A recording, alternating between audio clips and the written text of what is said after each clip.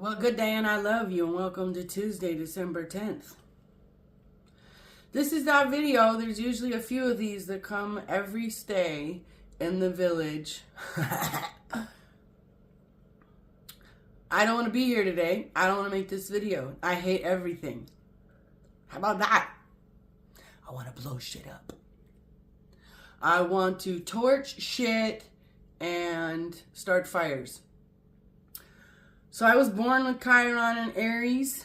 We're having Chiron in Aries aspects today. Aspected by, lit up by the moon and, what's the word I'm looking for? Not provoked, but that's what it feels like. Pressured. Pressured by the North Node. What's that mean? Chiron is the wounded healer. He's a centaur. The story was that,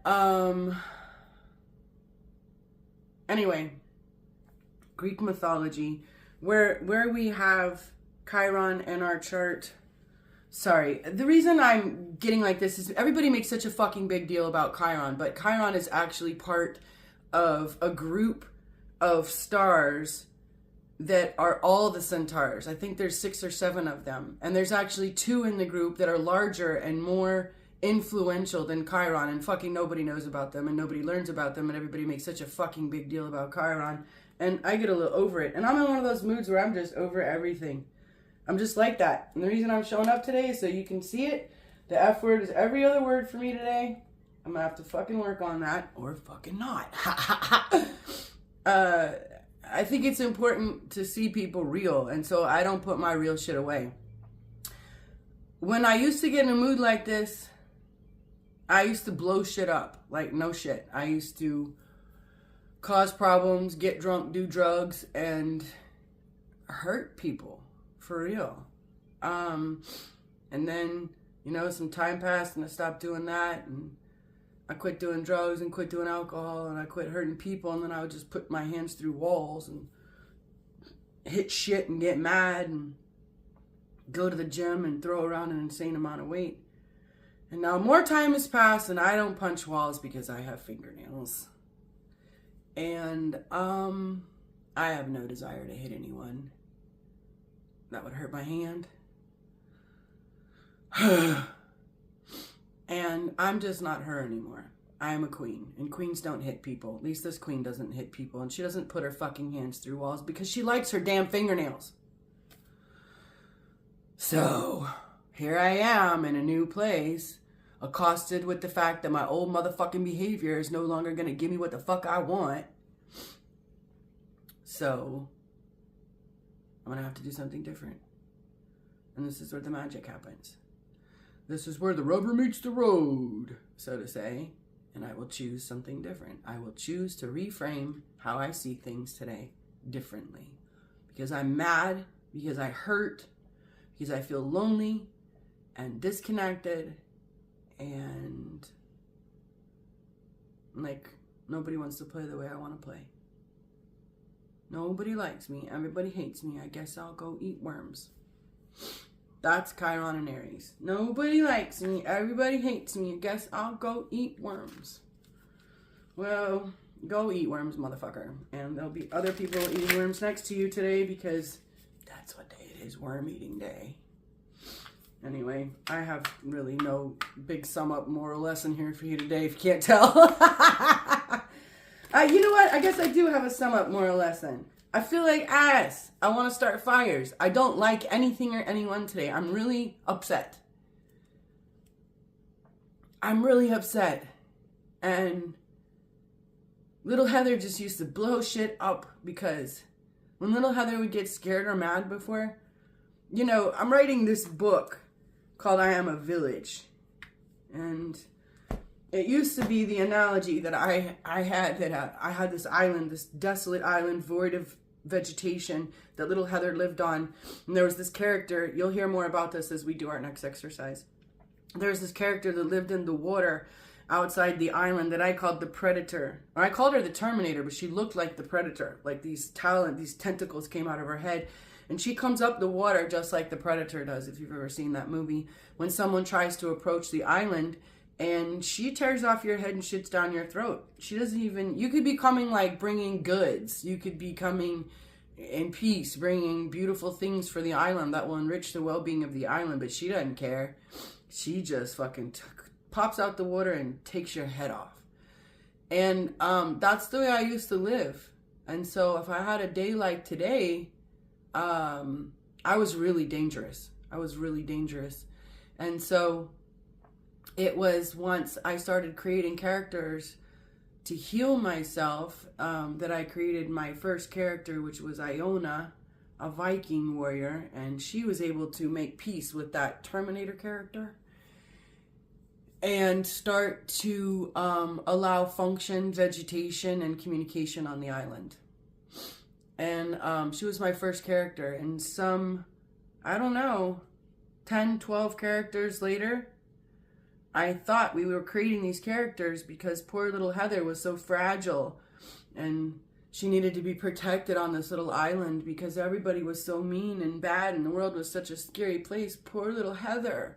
Well, a freaking decade passed of creating characters and showing up one day at a time, and lo and behold, I realized that little Heather was on that little island because she was mofo dangerous.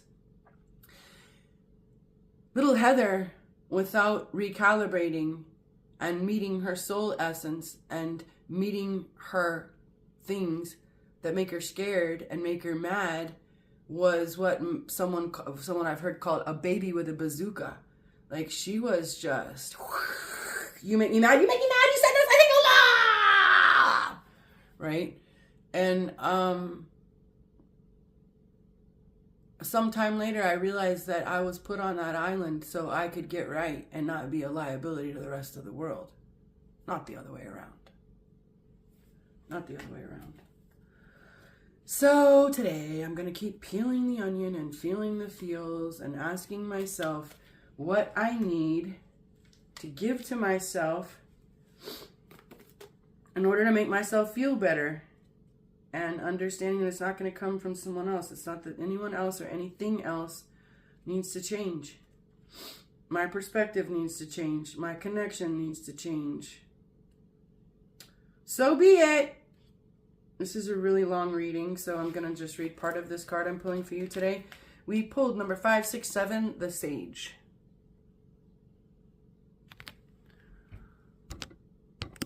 Oh. There you go. I like to be able to see with this thing here. Okay. The Sage in his glory is an enthralling character. He is the sagacious older man, one who is entertaining, expressive, knowledgeable, informative, and just a little mystical and wizard-like. He is a perspective man, a storyteller at heart who can read and move his audience with skill and ease. He's also just a little bit of a magician and a master communicator, and when the Sage card appears in your reading, it represents the sharing of knowledge and communication. Philosophy, mythology, religion, culture, politics, history, science. There's not much that the Sage does not love to learn about. He loves knowledge. He loves to understand the how and the why of everything and will develop his knowledge to the highest level he can achieve.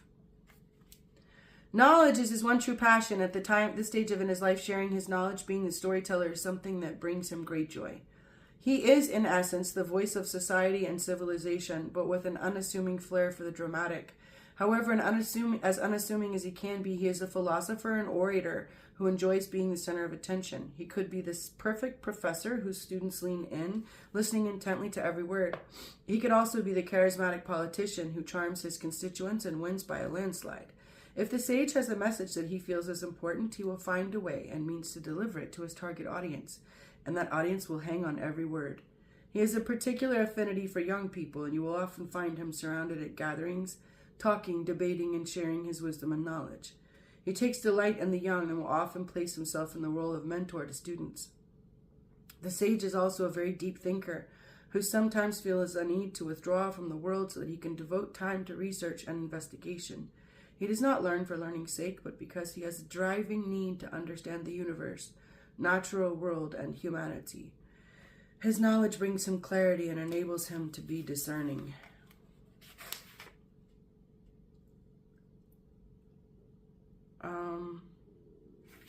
There's a little more of this. I don't feel like reading it all. I'm really in a shitty mood.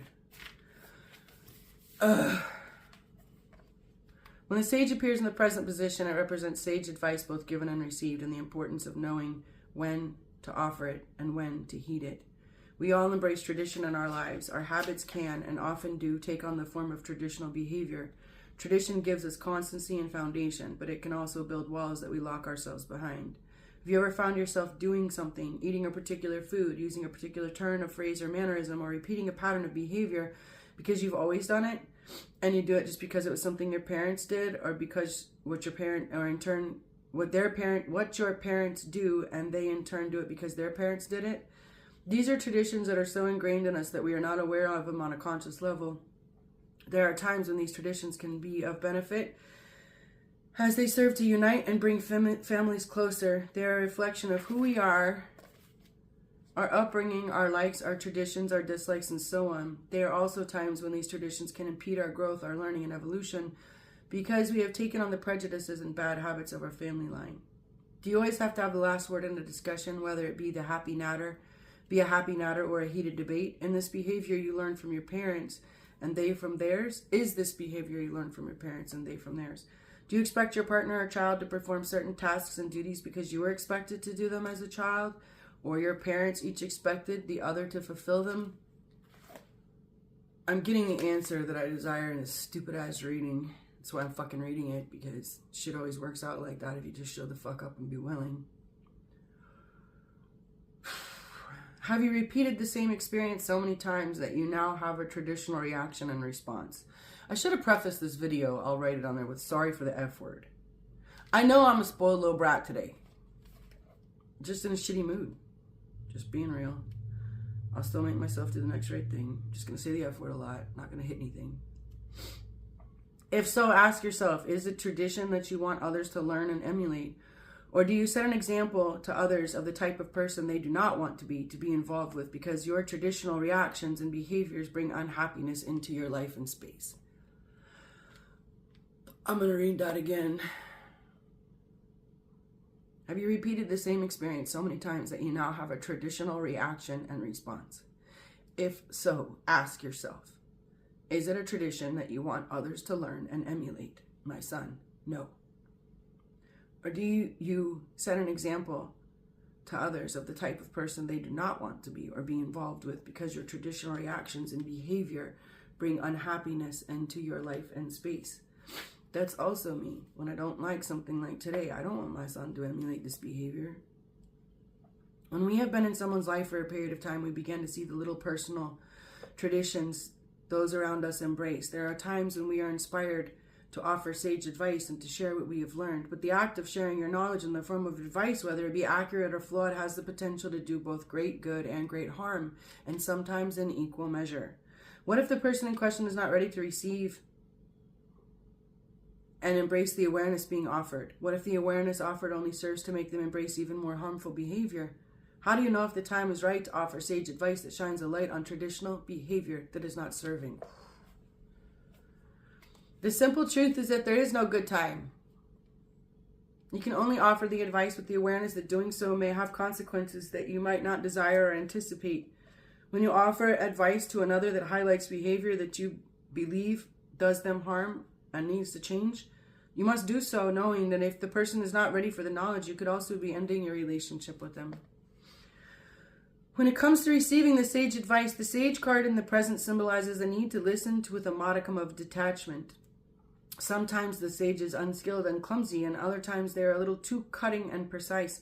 Either way, you are being asked to avoid overreacting and not to interpret loving advice and insight as a personal attack. That right there. Either way, you are being asked to avoid overreacting and not to interpret loving advice and insight as a personal attack. That's the key phrase for today. That's the key phrase for today. There's lots of insight. There's lots of new information coming today. And if we see it as a personal attack or that we're not doing well, it's not going to feel good. It's just information. Sometimes others see things that we fail to see, and because they love us and want us to be happy, they will offer their observations and highlight behaviors that we have embraced our entire lives because they are learned family behaviors. When the behavior is that deeply ingrained, it may feel like an attack on our very being when someone suggests that our behavior may be doing us harm. The sage asks that you at least be open to the advice and consider whether the person offering it might be correct. If the advice is offered by someone who loves you, why would their motives be upset? That makes me feel like if the information is presented from spirit today, don't shut it out. Don't criticize yourself. Don't shut it down. Just allow it. It's not an attack. It's just information. The sage asks that you at least be open to the advice and consider whether the person, I already said that, sorry. Allow their words to be the catalyst that makes you wiser and more self-aware and inspires a change that benefits you. Try not to let anger or hurt close your mind and heart. It is wise advice that is offered. However, as always, it is your choice whether or not to heed it. The sage in the present asks that you at the very least be open to the awareness that you may be embracing traditional and cultural beliefs and behavior passed down from one generation to the next that do not serve you well in the present. Isn't that the truth? What a perfect reading. What a perfect reading, because this Chiron in Aries is a day to feel the wounds. What are the wounds? Often family patterns. They are ways of operating that are not beneficial. They're ways that we need to heal. They're woundings. Woundings that trigger us. So that's a perfect reading for today. Asking us to take a look at, of this stuff, what's serving us well and what's not, that's been passed down from generation to generation, so we can feel the feels. All right, y'all, I love you. I feel like this just took all my energy. Really in an interesting spot today. So I've already eaten and I'm getting ready to go to the gym now. And then when I get back, I have a couple clients, and then I will finish the exercise that I've uploaded in here. I just got one more part to put in here, and then it will be ready. Thanks for letting me share today, and thank you for being here. I'll be more with it later and tomorrow. I love y'all.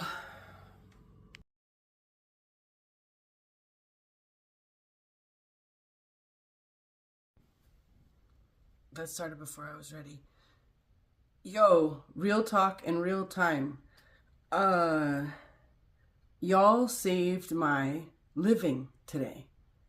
This place saves my living. Not my life. Like, I'm gonna be here. I'm gonna draw breath. I'm going to exist. But I could choose action that's not beneficial and detrimental for my well-being. Or I could really stay plugged in to what's for my highest good. And straight up, I didn't want to play earlier. I'm not joking. Janine's comment just changed my game. Letting others love on me changes my game, because when I get like this, I want to crawl in a hole and be by myself. And I don't want to let you love on me. I actually want to be hateful. And Audrey's cheerful crap and emojis makes me want to be like, ugh. And today I didn't want to be like that. I was like, dude, she's fucking magic.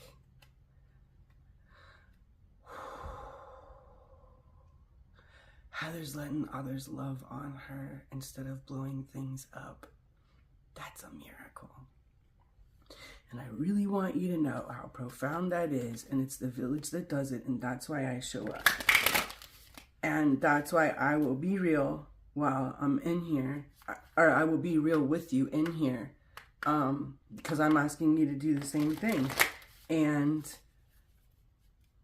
I used to deflect. I'm used to just being like, yeah, and just keeping it moving because, you know, I'm mad. Or I don't want to play. Or I'm hurt. And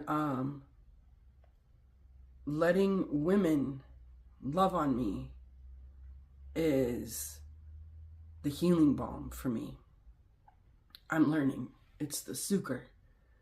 I just want to say thank you. And that's why we're here. Because I wasn't going to go put my hands on anyone today. I'm not going to drink or do drugs. I'm not going to do anything really stupid, but I also might not do all the things good that I could do and that I'm going to choose to do for my own well-being because I came in here and let you guys love on me. Truth. So thank you. I love you.